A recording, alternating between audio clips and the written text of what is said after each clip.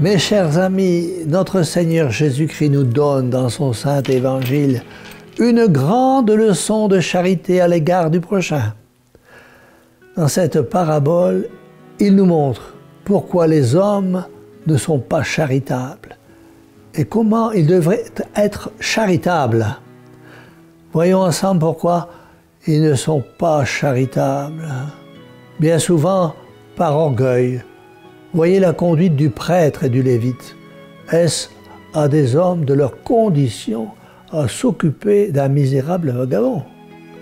Ne serait-ce pas déchoir d'un si haut rang? Nous voyons malheureusement le même tableau à notre époque moderne où l'on entend si souvent à la radio, à la télévision, sur Internet, lors des sermons des prêtres et des lévites qui parlent à tout instant de l'homme, des droits de l'homme, des ouvriers, des pauvres, de ceux qui ont faim, mais qui, pour rien au monde, une fois qu'ils ont quitté la radio, la télévision, l'Internet, l'Église, ne veulent plus entendre parler des pauvres et préfèrent leurs aises et leur tranquillité. Où sont passés nos curés d'Ars, nos Saint-Vincent de Paul, nos Saint-Jean de Dieu, nos Saint-Camille de l'Hélice, nos Sainte-Louise de Marillac, nos Sainte-Jeanne Jugan, nos Sainte-Catherine Labouré? Il arrive parfois même, souvent, que les hommes manquent à la charité par avarice. Être charitable revient parfois cher. Aussi est-il plus avantageux de s'abstenir. Le prêtre et le lévite de la parabole le savent. S'ils s'occupent de ce voyageur blessé, il faudra payer pour le transporter, pour le loger, pour le nourrir, pour le soigner. Comme il est plus simple de détourner les yeux et de passer son chemin, il arrive parfois, mes chers amis, même souvent, que les hommes manquent à la charité par répugnance naturelle.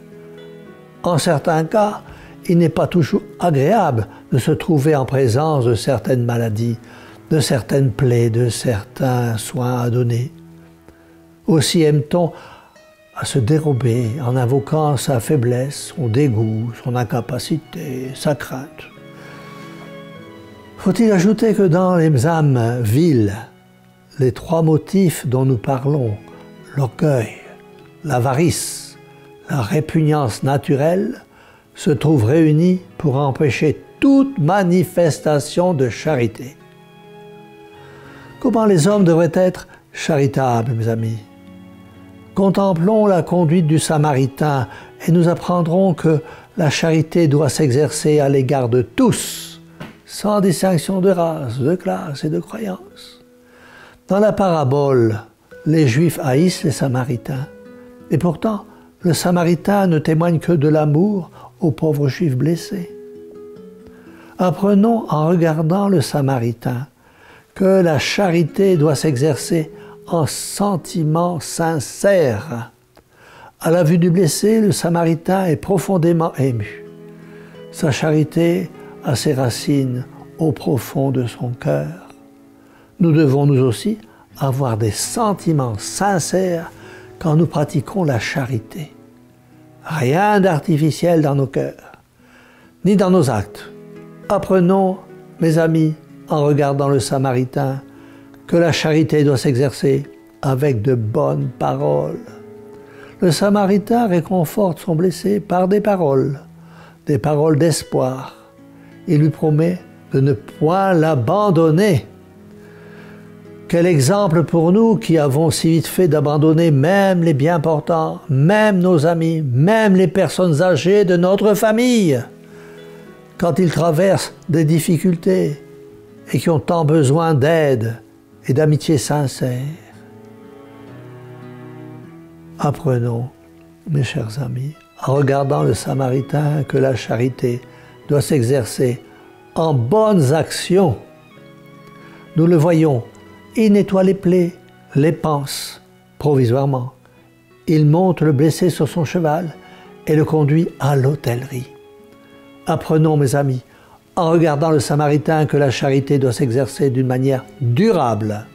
Le Samaritain doit partir, mais il n'abandonne pas son blessé. Il paie davantage une partie des soins qui lui seront nécessaires. Et il promet d'acquitter le surplus à son retour. Apprenons, mes amis, en regardant le Samaritain, que la charité doit s'exercer sans même compter sur la reconnaissance. C'est pour Dieu qu'il faut agir ainsi.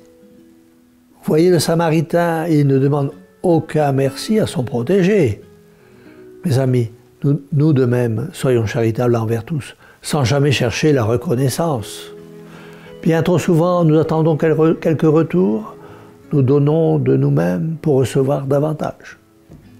Mes amis, quel beau tableau, mais aussi quelle leçon pour nos modernes qui font la charité aux gens qui leur plaisent par amour de la gloire pour entendre chanter leurs louanges. Notre Seigneur Jésus-Christ a dit à la fin de la parabole, « Va, et toi aussi, fais de même. » N'est-ce pas, mes amis, nous avertir davantage que beaucoup seront confondus à son tribunal pour ne pas avoir agi ici-bas comme le Samaritain.